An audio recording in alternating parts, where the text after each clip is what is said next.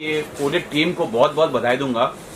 मेरे नज़र में ये पहली फिल्म है जो किसी धर्म को के प्रति एक अलग नज़रिया से देखा मैंने, और बहुत अच्छा लगा सर।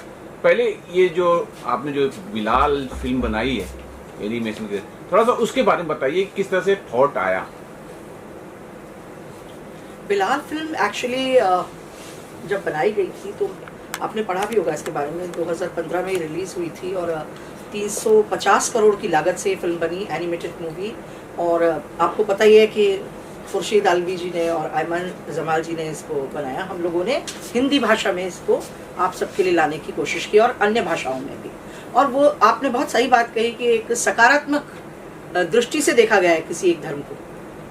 कई बार नकारात्मक दृष्टि से जब हम किसी को देखते हैं तो हमें उसकी जो खूबियाँ हैं वो समझ में नहीं आती। तो मुझे लगता है कि इस मूवी के माध्यम से एक खूबी समझ में आती है कि हम सब जो इंसान हैं या जो मनुष्य जिन्हें हम कहते हैं, हम सबका लक्ष्य है कि एक समानता, न्याय, स्वतंत्रता के लिए संघर्ष करना और उसे पाना। और इस मूवी के माध्यम से ये बहुत ही सुंदर जो संदेश है वो सब तक पहुंचेगा। और एनिमेटेड मूवी के माध्यम से आजकल क्या हुआ है कि देखिए, युवाओं को भी, बच्चों को भी और हर उम्र के लोगों को आप जोड़ सकते हैं सिनेमा से। और OTT प्लेटफॉर्म पर कोई भी फिल्म आने का मतलब ये होता है कि आपकी हथेली पर रखी है वो फिल्म, आप जब चाहें उसे देख सकते हैं। बाकी जगहों पर उसकी एक सीमा होती है, एक लिमिटेशन है, रेस्ट्रिक्शंस है कि मैं सिनेमा हॉल में मुझे टिकट्स मिलते हैं कि नहीं मिलते हैं, मैं कब जाऊं, मेरे पास कब टाइम है, कब नहीं है। ये आपके पास है, आपके मोबाइल पर है, आप जब चाहें इससे देख सकते हैं। ये बिलाल फिल्म जो बनाने का जो उद्देश्य था वो यही रहा कि दुनिया में लोगों को बहुत सी चीज़ें दिख रही हैं किसी खास धर्म के बारे में, लेकिन ये नहीं पता चल रहा कि किसने उसकी किस तरह शुरुआत की, उसके लक्ष्य क्या थे, उसके उद्देश्य कितने खूबसूरत थे। धीरे धीरे धीरे धीरे कैसे विसंगतियां और विकृतियां तो हमें दिखती हैं, लेकिन उसमें जो सकारात्मकता है वो देखने की इस फिल्म के माध्यम से कोशिश की गई। सर, आपसे जानना चाहूँगा कि अभी कुछ ज़्यादा समय नहीं हुआ और वो चीज़ चल भी रही है, एक छावा फिल्म आई थी। छावा फिल्म आने के बाद एक धर्म के प्रति एक अलग नकारात्मक जो भावना चली थी, लेकिन बिलाल जो फिल्म मैंने पूरी कंप्लीट देखी है और तुरंत ही मैंने कुछ गूगल पे भी सर्च करना शुरू किया, तो मुझे उसमें सकारात्मक चीज़ दिखी है और बहुत ज़्यादा दिखी है। जरा आप कुछ बताना चाहेंगे? देखिए, कहानी को प्रेजेंट करने के तरीके अलग अलग होते हैं। एक मैं कहता हूँ कि साहब मैंने अजान दी, ठीक है, मैंने ये अपने धर्म के लिए ये किया। एक ये होता है कि मैं उसको एक सिंपल सी कहानी के रूप में आपके सामने प्रेजेंट करूँ उस चीज़ को, तो वो चीज़ आपको समझ में आती है। आज मैं कहता हूँ सब एक मुस्लिम धर्म में फिल्म लेकर आ रहा हूँ, बिलाल, हज़रत बिलाल पर मूवी है। मैं समझता हूँ काफ़ी लोग उसको देखना पसंद नहीं करेंगे, जहाँ धर्म का कुछ एक तरह आवरण आ जाता है, तो बहुत सारी चीज़ें ऐसी होती हैं जो कि आपको रोक लेती हैं। वहीं मैं कहता हूँ कि मैं कहानी दे रहा हूँ जहाँ की एक बच्चे के साथ बहुत जाती होती है, धीरे धीरे करके वो आगे बढ़ता है और एक नई सिस्टम को एक जागृत करता है, खड़ा करता है वो आदमी, ठीक है। उस पर मैं उसको बताता हूँ तो उसको लगेगा हाँ मैं देखता हूँ क्या है ये चीज़। फिर एंड में जाकर उसको ये तथ्य मालूम पड़ता है कि तो वास्तव में ये चीज़ घटना घटी थी, तब जाकर ये चीज़ बनी थी। वरना आज कोई भी धर्म है वो अपनी एक काफ़ी लोग उसको पसंद करते हैं, उसमें नकारात्मक भी होती है, पॉजिटिव चीज़, सब चीज़ें, दोनों चीज़ें होती हैं। तो इस फिल्म में भी यही चीज़ है। कुछ फिल्में होती हैं जो पूरा कहकर बनती है कि सब ये धर्म को लेकर बनी है, जबकि धर्म नहीं, एक उद्देश्य को लेकर बनी हुई फिल्म है। तो अब आप देखेंगे, आपने देखी, आपको अच्छी लगी, इसीलिए हजरत बिलाल नाम रखने की बजाय नाम है Bilal, a new breed of hero, जो आपको कनेक्ट करता है फिल्म से। जो हीरोइज्म है उनका वो इस स्ट्रगल में है कि हम लोग सब एक जैसे पैदा होते हैं, फिर हम ऊंचे नीचे, छोटे बड़े, इस रंग रूप के, उस रंग रूप के, ऐसे कैसे हो जाते हैं। तो मुझे इसकी जो आवाज़ है, वो जो एक वॉइस रेज करता है, वो है समानता की आवाज़। और समानता की आवाज़ के लिए आज से ही नहीं, हजारों सालों से कोशिश हो रही है। आपने कार्ल मार्क्स और लेनिन की कोशिश भी देखी होगी, साम्यवादी कोशिश, वो भी तो समानता के लिए। लेकिन वो जिस तरह से कोशिश कर रहे हैं वो आपके दिल को छूती है, क्योंकि वो उस सब संघर्ष से गुजरते हैं और फिर उसके बाद उस इक्वालिटी की बात करते हैं। तो मुझे लगता है बहुत अपील करती है ये आपको। ये दूसरी बात इसमें आप ये भी समझिए कि अभी अजान का काफ़ी शहर, काफ़ी मतलब राज्यों में अजान को लेकर काफ़ी बातें हो रही हैं। अब अजान कब शुरू हुई, किसने दी पहली अजान, तो और कहाँ दी, तो वो भी एक आपको मालूम पड़ेगा कि अजान कैसे शुरू हुई। तो जो हज़रत बिलाल ने जो अजान फर्स्ट अजान दी थी, उस वक्त तो मैं समझता हूँ लाउड स्पीकर कुछ नहीं हुआ करते थे, तब उनकी आवाज़ में लाखों लोग सुना करते थे उस अजान को। तो आप सोचिए कि जिस व्यक्ति ने अजान दी उसकी कहानी लोगों को मालूम होनी चाहिए। मानसी मैम सर क्या से लगता बात करना चाहूँगा मैं। आज का जो यूथ जनरेशन है तमाम जो है मॉडर्न टाइप की फिल्मों को पसंद करता है। 500 वर्ष पुराना जो हिस्ट्री है, क्या लगता है यंग जनरेशन इसको पसंद करे? अब देखिए, अभी उन्होंने बात की छावा की बात की। देखिए, हिस्ट्री हर आदमी जानना चाहता है। आज के युवा के पास इतना समय नहीं है, क्योंकि पहले तो हम लोग जब हमारे उम्र में जब आज हम 50-60 के बीच में हैं, तो उस वक्त मनोरंजन के साधन इतने हुआ नहीं करते थे। टीवी होता था, सिर्फ दूरदर्शन देखा करते थे। आज की तारीख में गूगल इतना आपको देखने को मिल जाता है, सोशल मीडिया इतना है कि सब कुछ जानकारी मिल जाती है, लेकिन किसी के पास इतना समय नहीं है। तो लोग जानना चाहते हैं कि हिस्ट्री में तो आखिर हुआ क्या, हर धर्म, और फिर कुछ धर्म के बारे में डीप नॉलेज भी लोग लेना चाह रहे हैं। तो उस कारण से भी हमारा एक इंटरेस्ट था कि इस टाइप की पिक्चर आए तो लोगों को मालूम पड़े। और मानसी मैम, अभी सर ने कहा कि आप डिसीजन लेते हैं, और ये डिसीजन मुझे काफ़ी अच्छा लगा जो एनिमेटेड है। शायद कोई यहाँ इंसान काम करता तो वो दृष्टिकोण अलग हो सकता था। आप, मैं, ये तो मेरा नजरिया, आप अपना नजरिया बताइए कि एनिमेटेड क्यों बनाया आपने? मेरे हिसाब से बहुत थॉट प्रोवोकिंग मूवी है, क्योंकि ये एक ट्रू स्टोरी पे आधारित है, और एनिमेटेड होने से वो बच्चों के लिए ही नहीं वो हो जाती लिमिटेड। आई थिंक कि ये एक मूवी है जो एजुकेशनल भी है, क्योंकि आपको एक हिस्टोरिकल फैक्टर भी पता चल रहा है, असली जो चीज़ें हुई हैं पहले सालों पहले। आई थिंक एनिमेटेड होना उसमें और बेटर है, क्योंकि फिर किसी पे उसकी कंट्रोवर्सी भी नहीं जगती आई थिंक। और ये सारी एजेस के लिए अप्रोप्रिएट मूवी है। I think everyone would enjoy this movie. Sir मेरा एक सवाल है, ये कैरेक्टर जो आपने बनाया है एनिमेशन के लिए, तो वो कैरेक्टर तो पहले जो बिलाल साहब का कैरेक्टर था वो तो किसी ने देखा ही नहीं है, तो आपको कितना प्रॉब्लम हुआ ये एनिमेशन बनाने में हर कैरेक्टर को? देखिए, इस फिल्म को बनाने में 8 साल का समय लगा, और करीबन 350 करोड़ के ऊपर इसमें इन्वेस्टमेंट हुआ इस पिक्चर पर। और देखिए, बैन हुई 40 हाँ, 40 देशों ने इसको बैन किया हुआ है। और ये बताएं आपको कि 40 देश भी ज़्यादातर मुस्लिम देश हैं वो जिन्होंने इसको बैन किया हुआ है पिक्चर। तो देखिए, हम धर्म के अंदर ज़्यादा नहीं जाएं, क्योंकि धर्म के अंदर बहुत सारी ऐसी चीज़ें जो अच्छी भी होती हैं, बुरी भी होती हैं, वो समय के साथ बदलती भी हैं। तो जब ये फिल्म बनाई गई तो बहुत सारी चीज़ें सोची गई, और फिर सोचने के बाद जब इसको लेकर आया गया तो फिर मार्केट का रिएक्शन भी देखा गया। यूएसए में बैन भी हो गई, इस पिक्चर को बैन कर दिया गया, फिर दोबारा कोर्ट में जाकर लड़ाई हुई, फिर वापस इसको रिलीज़ किया गया। बहुत सारी चीज़ें इसमें की गई, लेकिन इसकी खासियत ये है कि इसमें जितनी भी वॉइस आई हैं वो बहुत बड़े बड़े कलाकारों ने वॉइस दिए हैं इसमें चिरंजीवी बताएंगे आपको कि कौन से कलाकार हैं जिन्होंने वॉइस दी, जो बड़े बड़े स्टार हैं इंडस्ट्री के। इयन मैकशेन है जिन्होंने जॉन विक में बहुत प्रथम रोल किया है, और भी कई चाइना में कहना है, हाँ वो भी है। एक और है रॉड्रिगो है, जो इंडिया में वर्ल्ड फेमस है, एक और एक और जिनके गाने सुन सुन के सब बड़े ही हुए हैं हमारी एज वाले।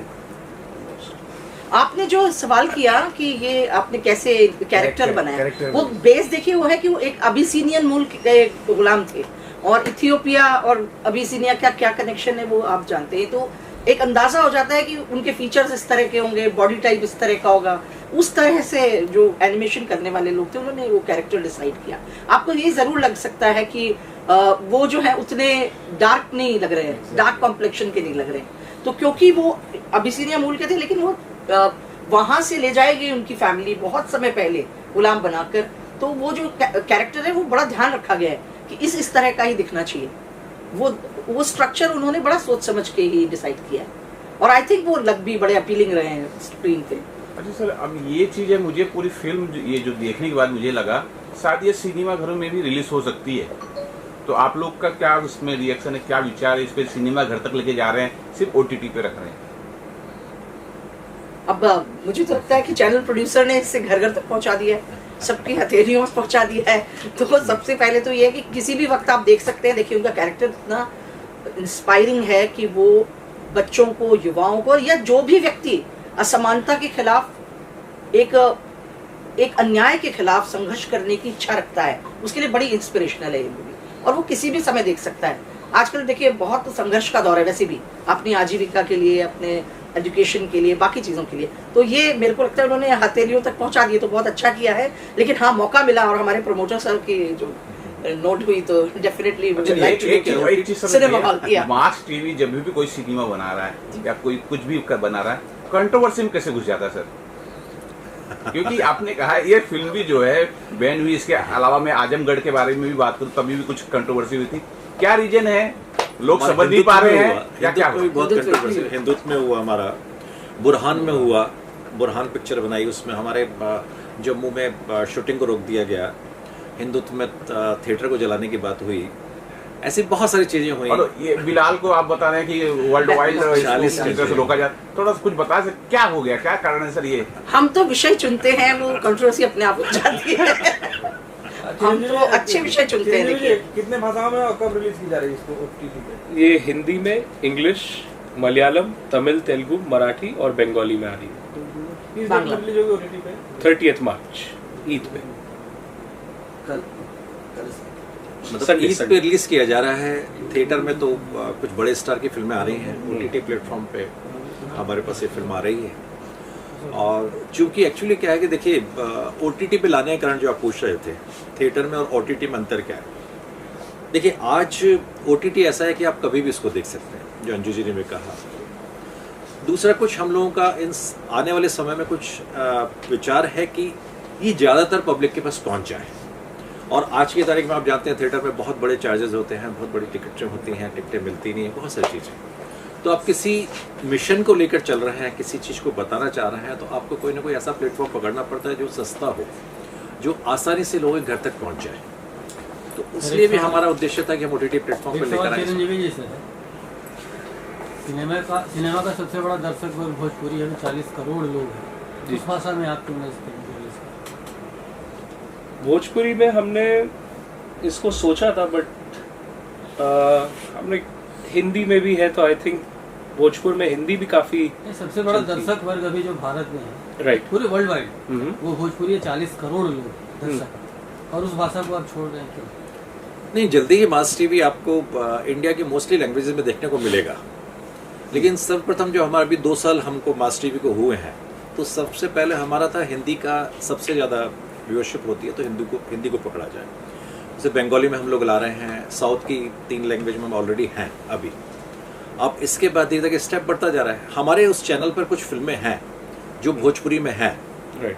अगर आप देखें तो उसमें भोजपुरी में मूवी है हमारे उसमें चैनल के अंदर, जो हमने एक्सक्लूसिव भोजपुरी ही डब किए हैं। और वो फिल्में भी छोटी नहीं है, करीबन 150-200 करोड़ की मूवी स्नेक 3 है, वो सिर्फ भोजपुरी पर है, जो हिंदी में नहीं लाई गए हम लोग। सर एक और सवाल उठता है, जो लास्ट एंडिंग आपने दिखाया है, यहाँ सभी लोग खड़े होते हैं और बिलाल कुछ बोलना चाह रहा है और वहीं स्टॉप हुआ है। वो नियत बांधते हैं अजान की। अब वो नेक्स्ट पार्ट बनने वाला है या नहीं? अब ये तो एक रहस्य है। और जी देखिए, अभी तो सबसे पहले हम जो दर्शक हैं यहाँ के, इंडिया के दर्शक हैं, क्योंकि सार्क कंट्री में रिलीज़ हो रही है सब जगह, क्योंकि सार्क में हर जगह पर हम इसको रिलीज़ कर सकते हैं मूवी को। तो सब हम देखते हैं कि यहाँ पर क्या रिस्पॉन्स आता है, क्योंकि कई फिल्में ऐसी होती हैं जो बहुत बड़े बजट की फिल्में होती हैं जिसको लोग पसंद नहीं करते, बहुत छोटी फिल्में होती हैं जो सक्सेस रहती हैं। अब ये कहानी हमको अच्छी लगी, अब हम चाहते हैं दर्शकों को अच्छी लगे, लोग देखें इसको, चर्चा करें इसके बारे में, जैसे अभी कुछ फिल्मों की चर्चा काफ़ी हुई है। और दूसरा सबसे बड़ी बात क्या है कि अभी तक आपने देखा होगा कि ईद पर जो भी फिल्में आई हैं, जिन भी बड़े स्टार कास्ट की फिल्में आई हैं, वो या तो लव स्टोरी हुई या कोई एक्शन ड्रामा हुआ। ये पहली बार ऐसा हो रहा है कि ईद के दिन एक धर्म विशेष की फिल्म आ रही है, क्योंकि हम कहते हैं सब इसका ईद पर रिलीज है, इसका दिवाली पर रिलीज है। अब वो कभी धर्म को या किसी त्योहार को लेकर रिलीज नहीं हुआ, एंटरटेनमेंट का उसमें थोड़ा ज़्यादा। तो अभी कुछ लोग मुझसे पूछ रहे थे कि इन दोनों में, आप सिकंदर भी आ रही है, आपकी भी आ रही है, दोनों में क्या कंपेरिजन है? वो दोनों डिफरेंट जॉनर हैं। सर जब भी ना कोई धार्मिक टाइप की फिल्म आती है, उसको प्रमोट करने के लिए किसी संस्था के साथ लोग जुड़ जाते हैं। जैसे बिलाल आई है, अगर ये मुझे नहीं जानता, मैं उस धर्म के बारे में विशेष जानता भी नहीं हूँ, अगर उस मतलब ये जानता हूँ कि हाँ मौलवी होते हैं, मौलाना होते हैं, अगर उनको अगर दिखाया जाए फिल्म, तो शायद ये बड़े पैमाने पे ये जा सकती है। क्या ऐसा कुछ करने की आप लोगों ने योजना की?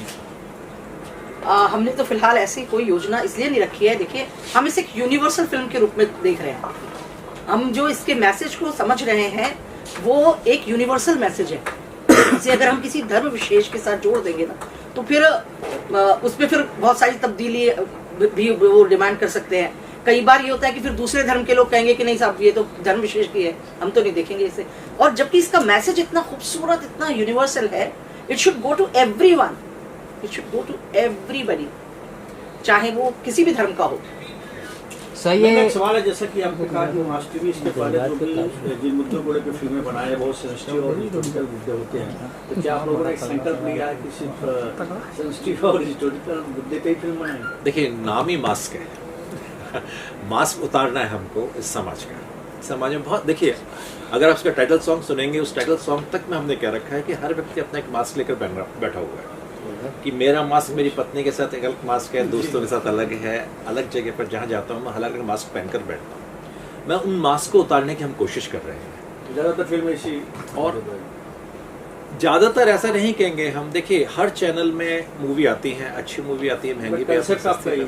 कॉन्सेप्ट कुछ मतलब मास्क खोलना है हमको। अच्छी चीज़ें जो चीज़ छुपी हुई हैं उनको हम लेकर आना है, क्योंकि जब हम फिल्म लेकर आते हैं तो हमारे सबसे पहले चैनल से फाइट यही होती है सबसे पहले कि वो कहते हैं यार इसको रिलीज़ करेंगे, कभी कोई धर्म वाले आ जाएं, कभी तोड़ फोड़ करेंगे, कभी कुछ करेंगे। लेकिन हम उन सब चीज़ से अलग हैं। जिस चीज़ को बोल्डनेस से लेकर आना है हम उसको लेकर आएंगे। उसमें ऐसा नहीं है कि सब किसी ने हमको रोका तो हम रुक जाएंगे, उसमें नहीं। चाहे देखिए, हमारे चैनल के अंदर आप हिंदुत्व देखेंगे जो बिल्कुल हिंदुत्व को लेकर है, कि जहाँ हिंदुत्व की बात हो रही है, कश्मीर समस्या को और बहुत वैसा। वहीं आप बिलाल को देखिए, वहीं बुरहान को देखिए, जहाँ बुरहान को आतंकवादी का एक पूरा रूप दिया, उसका हमने दूसरा चेहरा भी दिखाया उसका। ऐसे बहुत सारी चीज़ें ऐसी हमारे चैनल के अंदर। एक हमारे सबसे पहले ट्रांसजेंडर्स का शो आया था, प्रोजेक्ट एंजल, जो मानसी जी ने डायरेक्ट भी किया था। उसमें ट्रांसजेंडर्स को जहाँ हम सड़कों पर भीख मांगते हुए या उनको वैश्यावृत्ति करते हुए ऐसे रूप में पहचानते हैं, वहीं उन्होंने उसको एक बहुत सुंदर माहौल में, एक सुंदर ब्यूटी के रूप में प्रेजेंट किया, इसकी वर्ल्ड वाइड तारीफ की गई, सबसे ज़्यादा रेटिंग मिली उसको।